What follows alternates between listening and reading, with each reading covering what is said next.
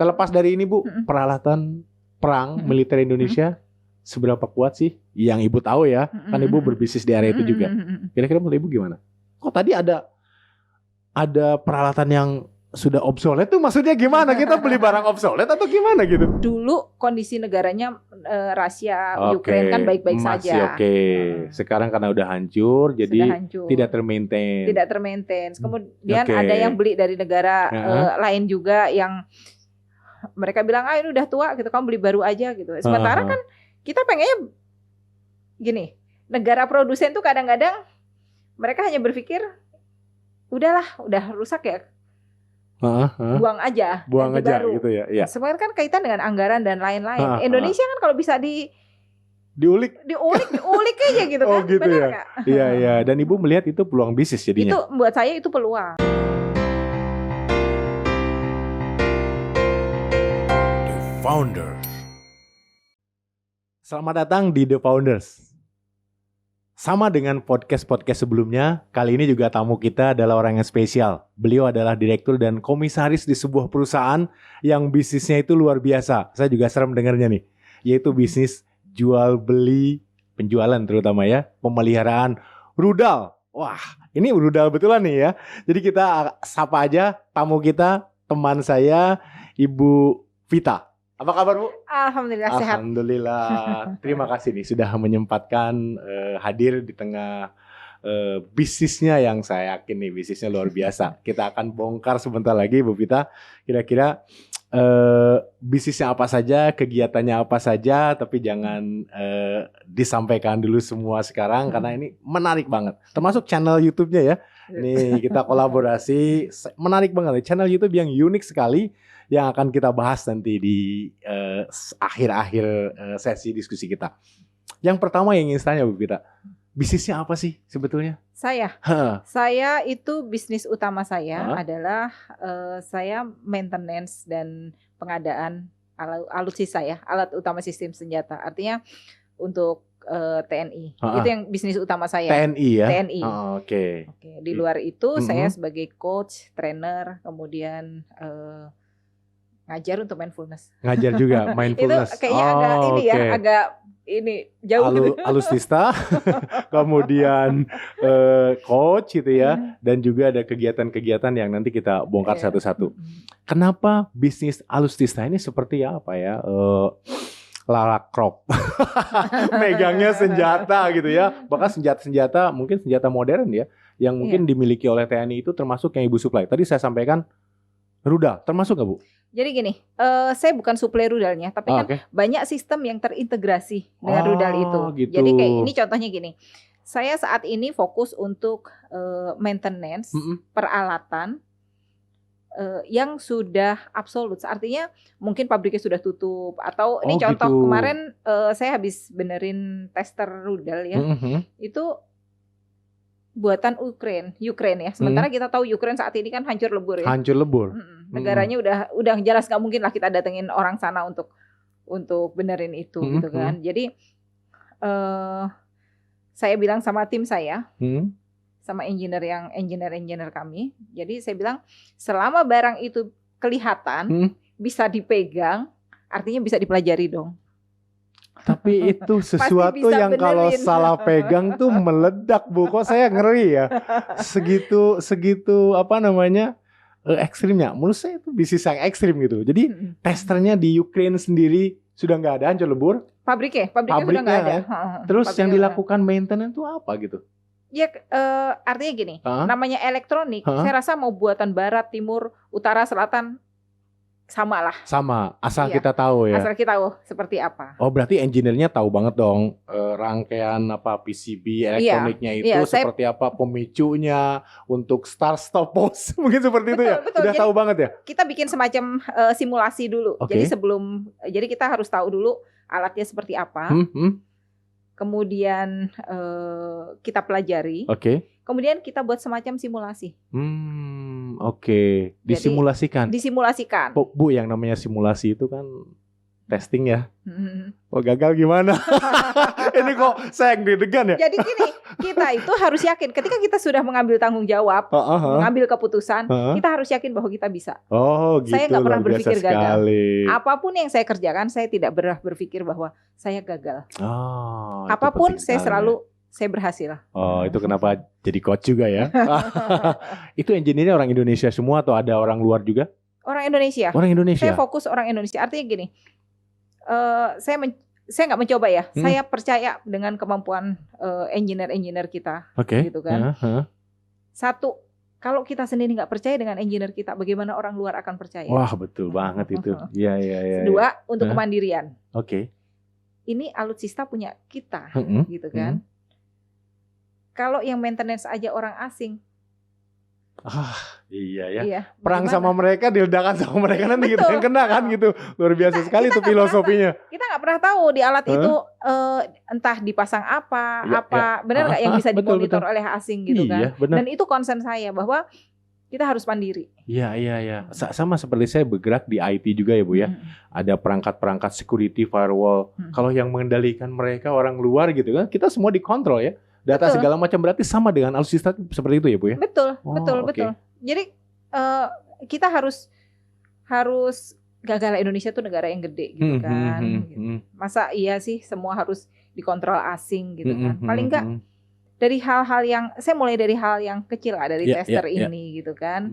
Bahwa kemudian kalau kita bisa, kenapa harus orang asing? Artinya dari segi biaya juga jauh lebih murah kan. Kita tahu kalau orang asing per jamnya berapa, misalnya seperti itu. Oke, dan itu berarti ditrainingkan dulu atau memang ahli-ahli elektronik aja yang Ibu hire? Sudah ahli elektronik. Oh, ahli elektronik ya. Mereka memang punya kemampuan. Kemudian satu, saya nggak mau bayar murah. Oke. Artinya sekalipun saya bayar maksudnya nggak murah, tapi itu masih jauh lebih hemat daripada kita harus ambil dari luar. Dari luar negeri dari gitu luar, ya. Betul.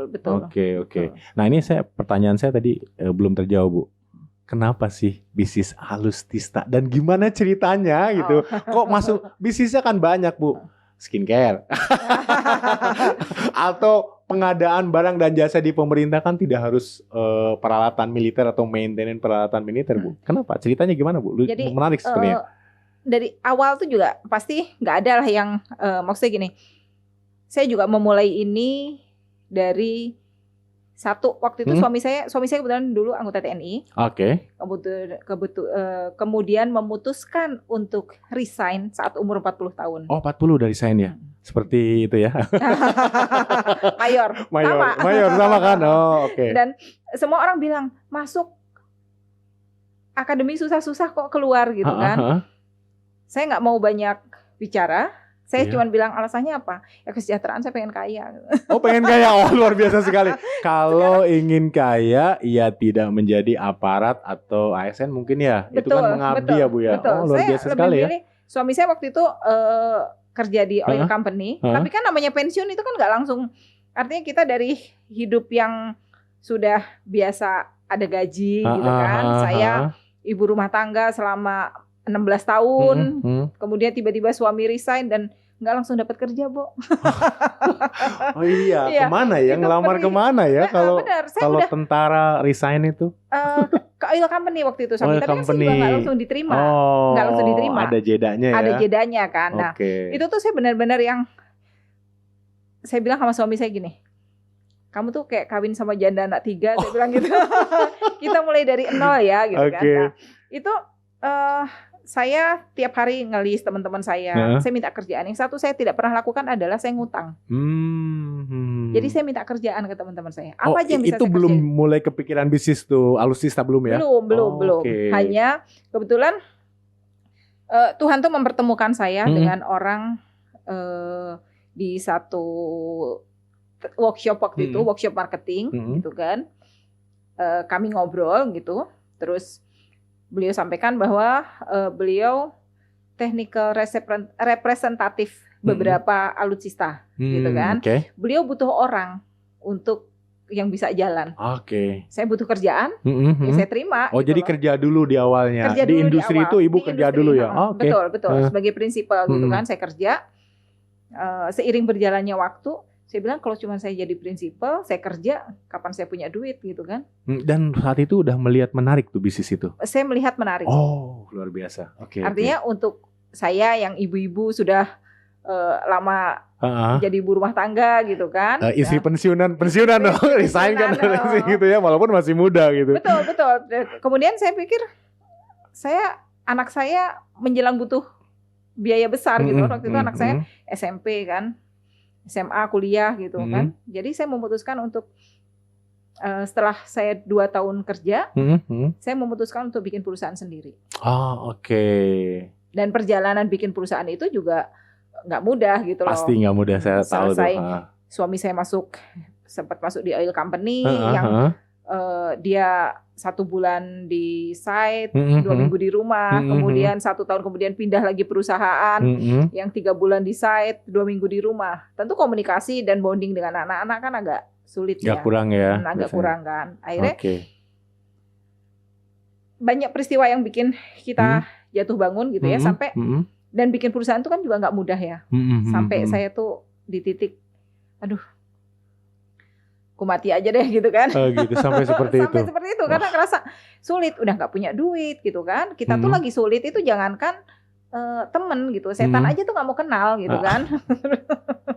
Dan saya tuh benar-benar yang saya waktu itu naik mobil gitu kan, saya berharap aku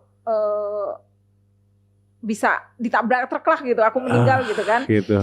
Sampai akhirnya waktu itu terus tapi sambil saya mikir gitu loh, di jalan tuh mikir, kalau aku mati nanti yang bayar ambulans siapa, duit aja nggak punya gitu kan. Sementara biaya pemakaman juga saat itu ya tahun 2015 itu kurang lebih 7 juta atau 8 juta gitu. Itu pemakaman biasa ya, bukan pemakaman yang mahal itu gitu kan. Saya bilang, duit dari mana gitu kan, buat makan aja kami pas-pasan gitu. Iya, sampai seperti itu. Sampai seperti itu. Terus akhirnya saya berhenti di rest area Cibubur. Saya telepon ibu saya bilang, saya minta maaf, saya tuh nggak bisa jadi anak yang bisa dibanggakan, bla bla bla gitu kan. Aku mati aja gitu kan. Nanti aku titip ya, tolong bayarin ambulansnya, tolong bayarin kuburannya. Kata ibu saya gini, udah kamu tuh kalau mati nggak usah mikirin itu, udah ada yang bayarin, kata ibu saya gitu. Yang kamu siapin cuman kalau ditanya malaikat Rokib sama Atib, kamu siap nggak? Saya langsung, kok aku nggak siap ya, nggak jadi mati aja lah. Gitu, titik baliknya itu ya, sampai itu tidak jadi itu. Terus saya langsung gini, titik baliknya saya nggak boleh menyerah adalah ketika ibu saya bilang bahwa kamu kalau ditanya malaikat Rokib sama Atib udah siap belum? Kamu jawab apa gitu kan? Jadi mundurlah, menyerahlah dari rencana mati cepet itu. Pertanyaan yang makjleb ya. Iya betul. Sebagai coach itu dipakai dong gitu. Pertanyaan-pertanyaan powerful ya. Iya, terus akhirnya saya memilih kemudian saya merenung gitu ya. Sampai sore saya di rest area itu dari jam 11 pagi. Bahwa saya cari apa sih yang paling berharga buat saya. Itu keluarga. Anak, suami saya harus bahagia. Suami saya harus bangga punya saya, bahwa saya adalah istri yang memang layak diperjuangkan. Nggak perlu saya menyerah. Seperti itu ya. Seperti itu. Nggak telepon suami atau nggak ngobrol sama suami waktu itu di rest area? Enggak. Saya benar-benar saya cuma telepon ibu saya, terus ibu saya bilang gini, pokoknya selesai sholat kamu baca Al-Insyirah, ibu saya bilang gitu kan. Udah gitu kan. Udah, namanya nggak ada badai yang terus-terusan. Namanya badai pasti berlalu. Gimana caranya kita bertahan dan keluar dari badai itu? Itu yang ibu saya sampaikan. Akhirnya ya udah saya merenung, saya sampai apa gitu kan. Setelah itu powerful banget ya. Itu titik balik bahwa saya memang saya harus berhasil, saya harus buat anak-anak saya bangga punya ibu saya. Seperti itu, luar biasa sekali tuh. Akhirnya cerita ke suami kapan tuh? Pas saat pulang atau? Enggak, saya nggak bilang sama suami. Enggak bilang Masa itu saya nggak bilang. Saya nggak. Ini mungkin kalau suami saya nonton ini, suami saya juga baru tahu bahwa baru tahu. Wah, ini dibuka di sini. Tapi sekarang udah sukses dan tadi ceritanya luar biasa sekali ya. Bukan karena masalah dunia yang menjadi titik balik nggak jadi bunuh diri atau ingin meninggal, tapi karena di akhirat nanti mau jawab apa, itu luar biasa sekali Bu. Dan itu atas kesadaran diri pasti kalau seperti itu ya, bukan karena Iya. tekanan orang lain. Nggak ada tekanan. Jadi akhirnya saya jalan gitu ya. Saya jalan dan pelan-pelan terbuka lah gitu loh. Saya dapat pekerjaan tadi, pekerjaan dari diawali dengan ada saya pengadaan kecil-kecil lah gitu loh, nggak yang besar kayak mulai dari tali-tali gitu kan, tali-tali untuk tentara latihan. Oh gitu iya, kan. apa namanya karabiner kayak gitu-gitu ya, kayak gitu-gitu tenda mungkin gitu ya. Belum, itu tenda termasuk besar ya? Tenda termasuk yang nggak besar banget sih, tapi inilah gitu. Jadi tali-tali yang itu kecil-kecil dulu ya. Terus kemudian perlengkapan untuk menyelam kayak gitu. Seperti itulah. Diawali dari yang seperti itu. Nah, sebelum kita menyelami apa aja yang dijual dan sebagainya, saya pengen tanya satu hal. Saya mencoba tes Akabri 3 kali nggak lulus. Ini saya masih kok bisa resign. Suami nggak pernah merasa nyesel nih dulu, entah beberapa saat setelah itu kok keluar gitu ya. Nggak pernah. Memang sudah bulat tekadnya. Memang sudah bulat tekadnya. Jadi waktu itu menurut kami saat itu kami tuh hidup nyaman semu. Artinya gini, ada semacam ini gitu ya, joke gitu, bahwa tentara tuh kalau nggak mutang ya nggak bisa beli apa-apa gitu. Jadi mungkin waktu itu sekep suami tuh sangat pintar gitu karena bolak-balik disekolahin di BRI gitu kan. Oh gitu, beasiswa gitu ya? Atau apa? Enggak, jadi agunan. Oh, maksudnya asetnya disekolahin. Oh. Jadi mau pindah, biayanya pindah ke sana ke sini gitu kan. Anak-anak semakin besar gitu. Tapi ini pilihan ya, setiap orang kan memandang berbeda. Tapi waktu itu suami melihat bahwa anak-anak udah disekolahin nih. Kita tuntut anak-anak pinter gitu kan. Iya. Tapi nanti suatu saat nih misalnya anak-anak kuliah gitu ya, lulus SMA terus kuliah, aku mau kuliah di sini. Terus kita bilang, jangan di situ nak. Ayah sama mama nggak punya uang. Kok kayaknya kita sebagai orang tua komitmennya kurang gitu. Kita nyuruh belajar, ketika mereka menuntut mau sekolah di mana, kita minta mereka pengertian gitu. Oh, I see. Ini saya masih tergelitik nih. Kalau koperasi iya Bu, mayor loh Bu. Masa segitu sulitnya hidupnya?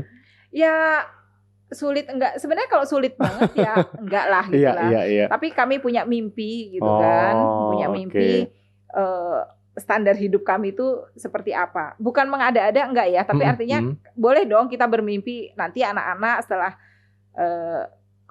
kuliah di mana misalnya gitu kan. Kemudian kami punya rumah tempat tinggal di mana. Dan itu tidak cukup dipenuhi oleh seorang mayor yang lurus gitu ya. Iya. Lebih oke nggak tuh? Yang lurus gitu ya. Iya. Artinya dari gaji mengabdi full time gitu ya. Betul, seperti itu nggak cukup ya Bu ya untuk cita-cita seperti itu. Untuk cita-cita itu nggak cukup. Dan suami juga merasa gini, aku dulu daftar jadi tentara itu karena lingkungan. Jadi bapaknya tentara, terus dia juga menyadari aku mau kuliah nggak punya duit gitu kan. Jadi masuk Akabri aja nggak bayar. Masuk dan ternyata pilihan masuk Akabri itu karena nggak bayar. Lolos gitu ya. Dan gitu. di dalam kan dia merasa ini bukan jiwaku gitu. Gitu. Oh, banyak yang seperti itu mungkin ya. Sebenarnya banyak. Dari bapaknya, kakeknya gitu ya, terus akhirnya ikut gitu ya. Oke. Bu Vita, tadi udah masuk sedikit ke bisnis Alustista, jual ya barang-barang yang kecil, peralatan-peralatan kecil. Sebetulnya sekarang yang dijual kalau memang ada pengadaan Alustista itu apa saja atau sebesar apa sih barangnya yang dijual atau di maintenance itu yang pernah Ibu lakukan? Saya pernah untuk pengadaan ya, saya pernah jual RCWS, Remote Control Weapon System gitu kan. Itu jadi dipasang di kendaraan gitu untuk dari dalam kendaraan itu bisa nembak kemana-kemana, dikontrol dari kendaraan. Kendaraan jadi, apa? Tank baja. Gratis, iya. Jadi tidak membahayakan personil yang sedang di lapangan. Kemudian battle itu yang RCWS itu dari luar ya, dari Eropa Timur. Kemudian ada Battle Management System, BMS. BMS itu misalnya gini, dari dalam kendaraan kita bisa monitor di lapangan prajurit lokasinya ada di mana, kemudian logistiknya masih ada berapa, misalnya pelurunya masih ada berapa, kemudian bensin ada di mana itu bisa dimonitor dari Itu apa? GPS atau apa? Pakai apa? battle management system itu ya ada semacam alat gitu. Tapi Alat. sensornya apa di lokasi-lokasinya? Ini apa namanya? Pakai satelit itu ini. Oh, satelit. Oh, berarti sinyal satelit ya Sinyal yang satelit, mengidentifikasikan betul, semua betul, tempat betul. persediaan prajurit dan sebagainya. Seperti itu ya. Itu sebenarnya jadi dari posko itu bisa dilihat prajurit di lapangan gitu. Oh, gitu. Logistiknya berapa, kemudian BBM-nya. Jadi oke. monitor lebih inilah untuk safety ya sebenarnya. Untuk Oke. safety dan jadi lebih aman. Dan itu buatan lokal. Sebenarnya buatan Indonesia tuh saya pernah barang yang sama ya saya jual beda angkatan tapi ya itu waktu itu dari Eropa gitu kan, dari Finland gitu. Itu harganya jauh di bawah kita tuh dan kualitasnya jauh kurang lebih sama. Harga dari luar jauh di bawah kita. Di atas kita. Oh, jauh di atas produk lokal ya. Produk lokal. Yang kita tuh jauh di bawah dan lebih user friendly. Satu bahasa Indonesia. Maintenance, after sales service lebih terjamin. Saya juga nggak tahu sih kenapa orang banyak milih di luar padahal yang di kita luar biasa. Tapi Ibu sendiri lebih banyak menjual alutsista atau memaintain alutsista buatan luar atau Indonesia selama ini sampai saat ini? Kalau maintenance buatan luar. Luar ya. Kalau jual ada yang buatan luar, ada yang dalam negeri. Sebenarnya sih saya lebih senang jual yang dalam negeri ya. Satu, kita membantu badan usaha milik swasta gitu kan. Kemudian tenaga kerjanya udah pasti yang bikin ya kita sendiri gitu kan. Gitu ya. Iya, sekarang kalau kita nggak dipercaya gimana orang luar mau percaya? Iya. Betul sekali karena saya lihat nih dari beberapa media yang ada ya belakangan ini ya. Indonesia itu defisit perdagangan alutsista artinya kita mengekspor itu jauh lebih kecil dibandingkan dengan mengimpor.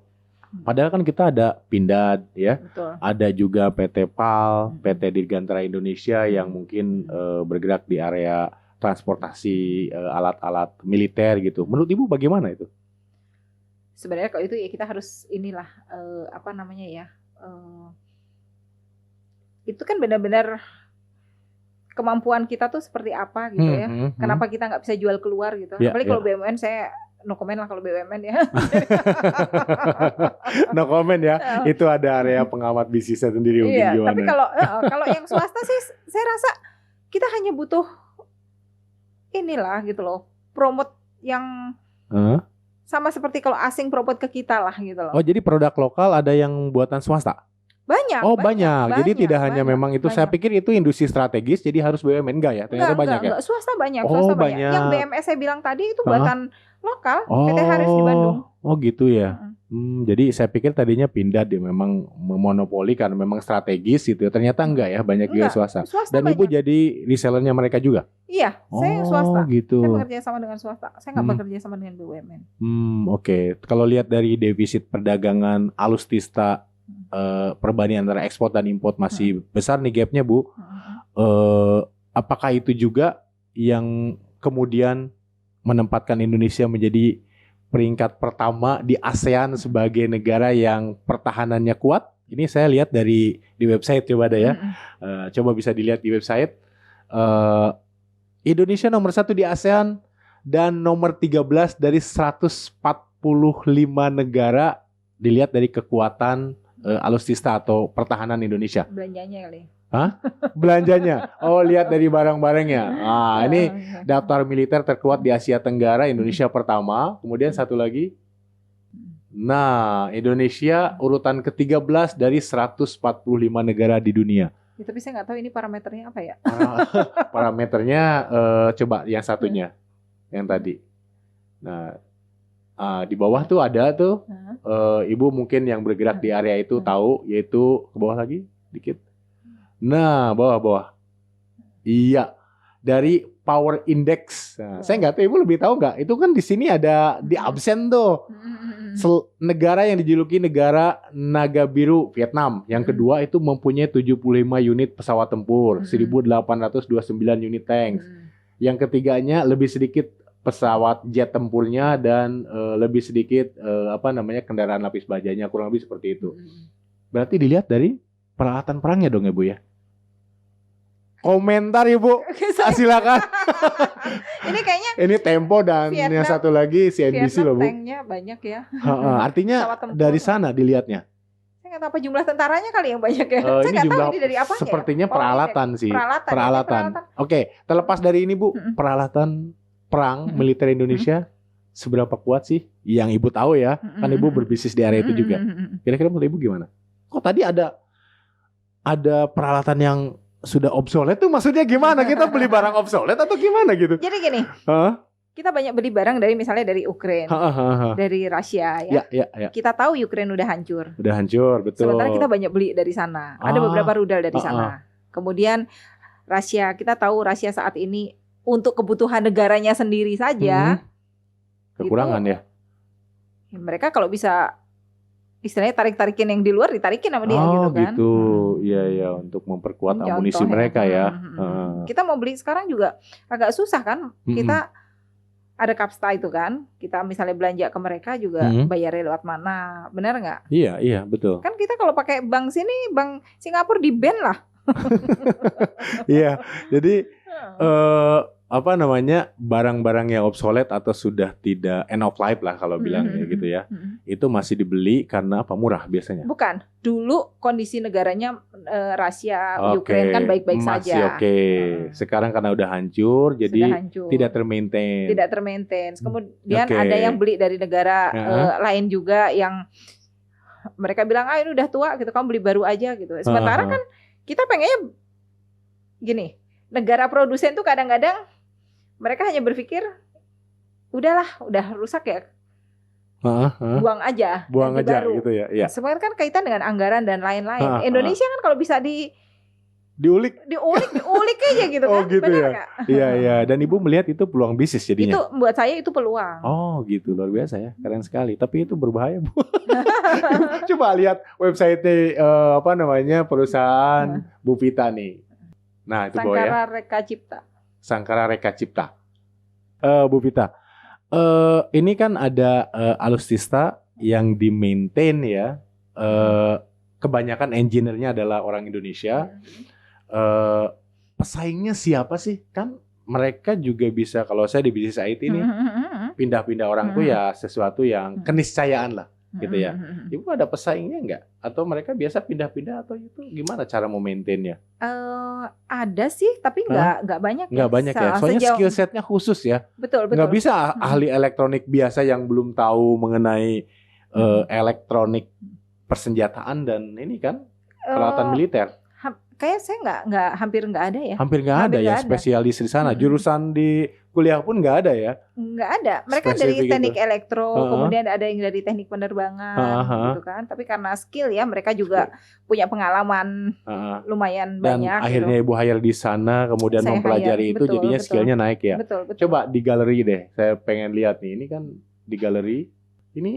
Ini benar-benar ini benar-benar rudal ya Bu ya? Atau apa itu? Rudal. Itu rudal. Jadi kita benerin testernya waktu itu. Tester. Nah, tester itu tuh ibaratnya kita manusia nih, gitu ya.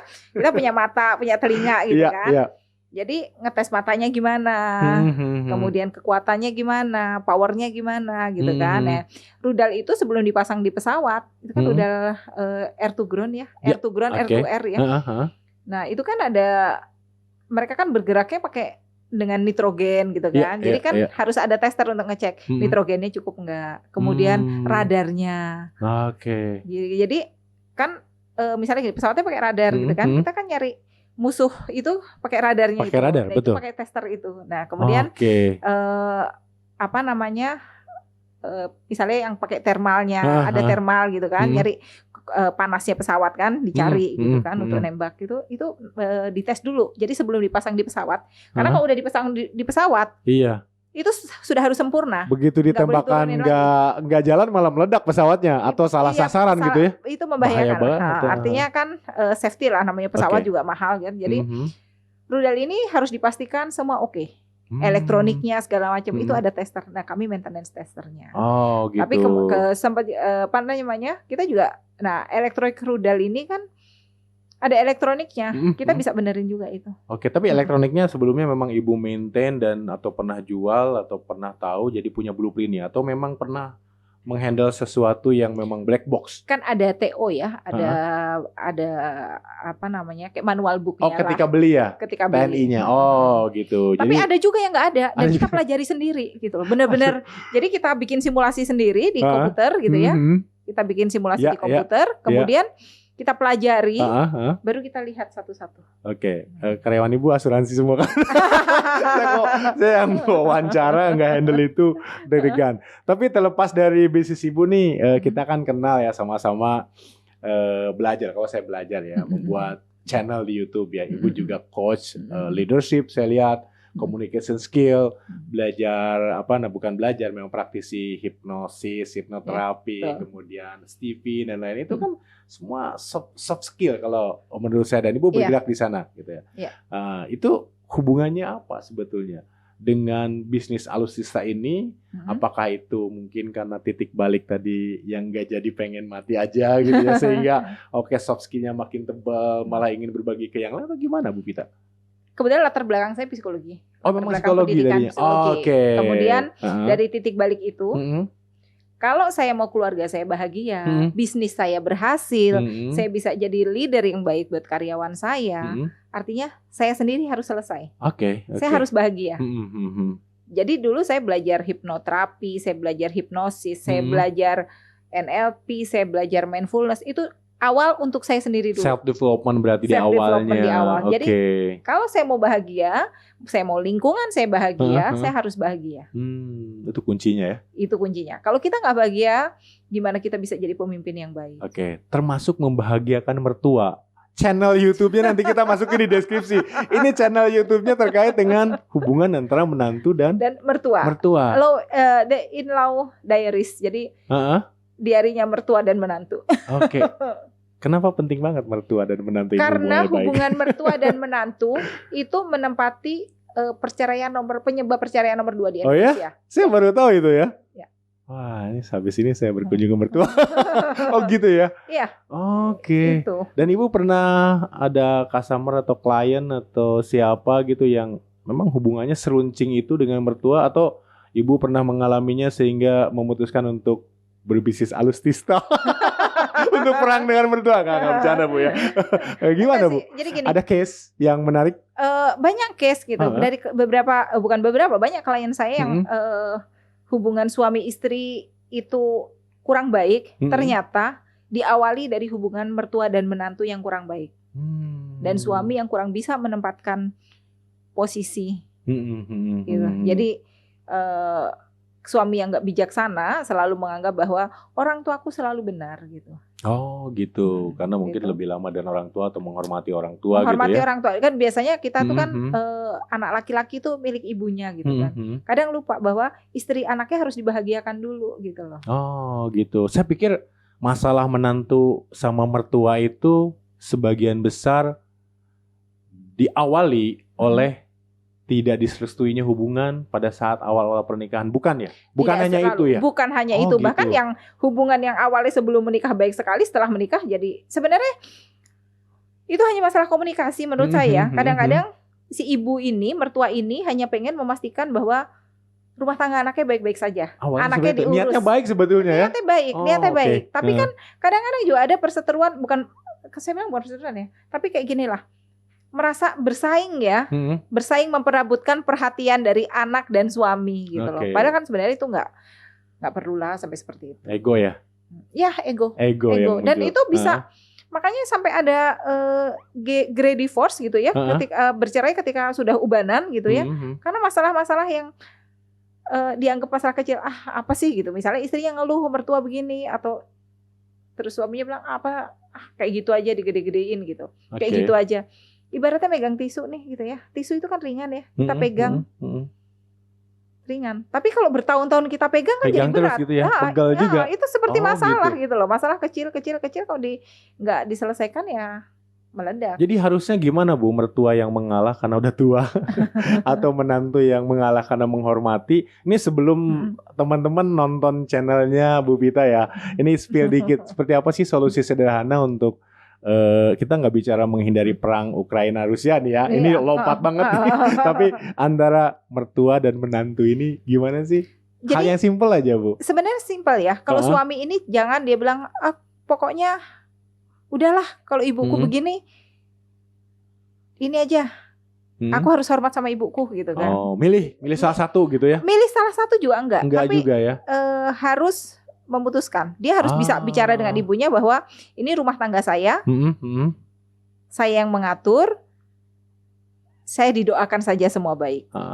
Tanpa mengurangi hormat Tanpa kita mengurangi sebagai hormat. anak dan Betul, sebagainya. betul, Gitu betul. ya? Dan Oke. ke istri juga sampaikan bahwa apapun yang orang tuaku bilang, aku selalu ada buat kamu. Kamu kalau mau marah ngomong sama aku, silahkan. Kamu marah sama aku.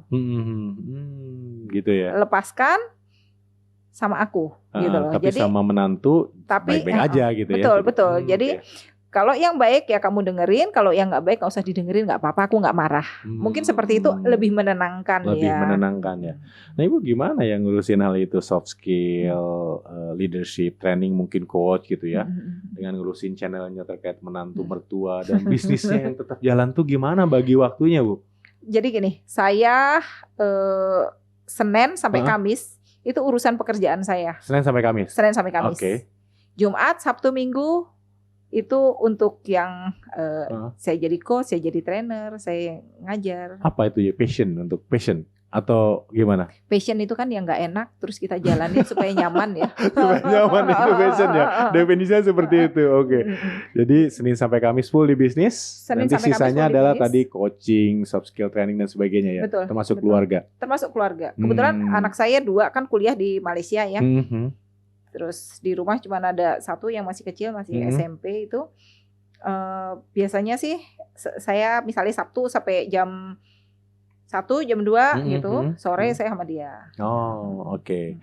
Bu Vita, gimana sih solusinya, bukan solusi ya, tips ada buat wirausaha atau mungkin founders atau business owner di dalam melihat peluang sehingga kita bisa berbisnis yang bagus, layak, bahkan bisa tumbuh dengan pesat ke depannya. Soalnya saya tadi sempat sampaikan ya ke Ibu, ternyata ada peluang nih di balik peralatan yang obsolete, yang sudah end of life di militer kita gitu ya. Dan itu jadi bisnis akhirnya. Nih, ada tips nggak? Gimana melihat sebuah peluang dari bisnis yang akan kita jalani nanti? Yang pertama adalah dimulai. Dimulai aja dulu Dimulai ya. aja dulu. Dimulai aja gitu dulu. kan. Seiring berjalannya waktu, kita akan menemukan niche market itu. Ada cekungan yang orang nggak banyak ngelihat gitu, tapi itu dibutuhkan. Tapi kalau gitu-gitu aja berapa lama, kapan kita exit atau kayaknya nih bisnis ini bukan saya? Ibu pasti udah pengalaman lah. Jadi gini, tidak ada sesuatu yang semua sesuai dengan keinginan kita. Oke. Saya berjalan gitu, memulai berbisnis, itu pasti ada obstacle apa segala macam. Dan saya anggap itu kayak di otak kita ada, kayak kita makin ditekan kan makin tumbuh ya, neuroplasti itu kalau ini ya. Jadi buat saya ketika saya ditekan itu justru saya semakin berkembang gitu loh. Jadi nggak ada kalau orang bilang, aduh under pressure, tertekan ini, jangan pernah merasa dizolimi, disakiti gitu loh. Itu adalah cara Allah kasih kita kesempatan untuk berkembang dan kita belajar problem solving. Ya, ditempa intinya di sana ya. Ditempa, betul. Itu kita bisnis itu harus seperti itu gitu. Oleh karena itu tadi self development-nya harus tetap jalan ya. Self Diri development sendirinya juga harus bertumbuh terus ya, jangan sampai ya belok kiri belok kanan, baru dapat sandungan sedikit udah pindah gitu jadi ya Bu ya. Itu nggak akan pernah menang kita kalau begitu. Selesai ya, kita nggak dapat nemu jalan kita gitu ya. Jadi kalau kita udah jalan, apapun yang terjadi kita hadapi. Ada masalah diselesaikan, bukan lari gitu. Dimarahin orang ya kita adepin aja gitu loh. Orang marah berapa lama sih? Paling 2 jam paling lama, bener nggak? Habis itu capek kan? Udah parahnya selesai. Salaman, maafin saya ya Pak. Gitu, selesai. Oke, selalu ada kesempatan ya untuk kembali berbaikan bisnis. Ada sandungan, kita balik lagi ke tracknya seperti itu ya Bu Vita ya. Betul. Yang penting artinya gini, kita memang harus kuasai dari hulu sampai hilir gitu kan. Kita harus kuasai ini seperti apa, bagaimana, kalau ada masalah jalan keluarnya seperti apa. Oke, kemudian Ibu mau bawa kemana nih bisnis Alustista ini? Apakah ingin sebesar-besarnya atau ada harapan yang tidak harus dari sisi bisnis ya, terhadap tadi engineer Indonesia seperti apa, atau kita punya saya nggak tahu, Ibu punya rencana membuat peralatan apa namanya, militer juga, alutsista atau gimana? Mau dibawa kemana bisnis Ibu ini sekarang? Saya mau bisnis saya besar, iya sudah pasti, Hmm. gitu kan. Saya pengen berkembang, bertumbuh, itu sudah pasti. Dan saya pengen engineer saya ini nantinya mereka mampu bikin perusahaan sendiri gitu, nggak bisa selamanya ikut saya. Oh gitu. Di bawah Ibu atau dilepas gitu sendiri? Mereka boleh sendiri. Saya selalu bilang ke karyawan saya, jangan lama-lama ikut saya. Paling nggak 5-6 tahun kamu udah harus bisa maju, bikin perusahaan sendiri atau lebih baik dari sekarang. Karena kalau karyawan saya ikut saya terus-terusan, artinya saya nggak berhasil jadi leader. Oh gitu. Oh mindsetnya gitu ya. Ibu ditinggal dong nanti. Terus nggak masalah, rezeki udah ada yang ngatur. Saya bisa ngajarin orang baru kan. Oh gitu. Iya. Dan kalau mereka sudah berbisnis bisa jadi partner juga ya. Betul. Oh betul. jadi channel kita yang lain. Wah luar biasa sekali. Saya baru dengar nih mindset terus terang ya dari banyak orang pengusaha gitu ya. Saya baru dengar bahwa jangan lama-lama dengan saya. Anda bisa bikin bisnis sendiri. Kebanyakan kan dengan saya terus dong gitu ya. Berkarir di sini, peluangnya besar kok. Nanti lu jadi apa? Enggak gitu ya Bu ya? Enggak, prinsipnya? saya enggak gitu. Saya enggak gitu. Saya ajarin karyawan saya untuk bisa mandiri, bisa berdikari, bisa maju gitu. Bahkan saya ngasih kesempatan mereka ada kesempatan belajar apapun gitu. Belajar aja gitu. Kamu nggak harus ikut saya terus-terusan. Harus maju, harus mandiri gitu. Kamu punya keluarga, punya tanggung jawab yang bahkan bisa sukses besar. Lebih dari harus Ibu misalkan gitu ya. Harus lebih sukses dari saya. Wah, luar biasa sekali Bu Vita. Aduh, ini keren banget ini. Filosofi atau apa ya? Falsafah hidup bisnis terutama yang paling keren yang saya pernah dengar di mana karyawannya bisa dong berbisnis, jangan terlalu lama gitu ya. Anda bisa lebih besar dari kita dan sebagainya. Oke, luar biasa sekali. Terakhir Bu Vita, pesannya atau harapannya untuk militer Indonesia dan ini dannya ya. Dan para menantu dan mertua yang sedang perang dingin atau sedang puncak-puncaknya, dua hal itu Bu bertentangan, tapi saya pikir nggak jauh berbeda gitu ya. Karena kadang-kadang misalkan keputusan seorang jenderal dipengaruhi oleh ketika dia bermasalah dengan mertua, bisa aja dong. Bisa banget. Bisa banget ya. Gimana Bu, harapannya seperti apa? Buat saya sih menginginkan militer Indonesia tuh punya kemandirian ya. Artinya apa yang kita bisa mampu kerjakan di dalam negeri itu kita kerjakan sendiri. Jangan sampai kemampuan kita, kemampuan militer itu dibaca oleh pihak luar. Pihak luar ya. Itu kan konfidensial banget ya. Jadi kita harus punya kemandirian, tidak hanya peralatannya dibuat sendiri, diproduksi swasta maupun BUMN, tapi engineer-nya tadi ya. Betul. Oke. Luar biasa. Kemudian untuk hubungan mertua dan menantu, saya bilang tidak ada masalah yang tidak bisa diselesaikan.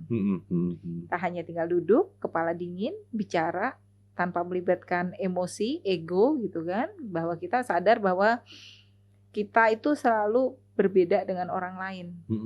Artinya gini, kita kakak adik aja nih, itu kan sering gak cocok kan, berantem. Itu kita dibesarkan sama-sama oleh orang tua yang sama, dikasih makan sama, pola didik, pola asuh sama gitu kan. Terus kita ketemu mertua, kita ketemu suami yang ketemu udah sama-sama terbentuk gitu kan. Iya. Everything is different, sosial, status, ras gitu kan. Kemudian ekonomi, segala macam gitu. Jadi kita berbeda. Kita ketemu sudah sama-sama dewasa gitu kan. Egonya udah terbentuk gitu. Iya. Jadi wajar sebetulnya perbedaan itu muncul ya Bu ya. Betul. Kalau nggak ada perbedaan itu malah nggak wajar gitu. Jadi namanya manusia bertumbuh itu pasti ada perbedaan, itu wajar. Hanya bagaimana kita menyikapinya. Kita sama-sama menyikapi, menyelesaikan dengan tanpa emosi, tanpa judgement, tanpa menghakimi. Gitu. Kadang-kadang kita orang cemberut lah, oh dia marah sama gue, padahal belum tentu gitu kan. Benar nggak? Tapi udah pikiran. Jadi semua tuh ada di pikiran kita gitu loh. Persepsi yang kita bentuk sendiri kadang-kadang kita bentuk ya. Sendiri, betul. Oke, luar biasa sekali. Perang dua negara mungkin karena ideologi atau ekonomi bisa damai. Kenapa mertua dan menantu masalahnya mungkin karena selembar tisu tadi ya. Selesaikanlah daripada tisunya dipegang terus lama-lama pegel ya Bu ya. Betul. Walaupun seringan itu. Oke, luar biasa Bu Vita. Sekali lagi terima kasih, semoga apa yang kita diskusikan bisa bermanfaat buat viewers kita juga Bu Vita. Sampai ketemu lagi di segmen atau sesi selanjutnya.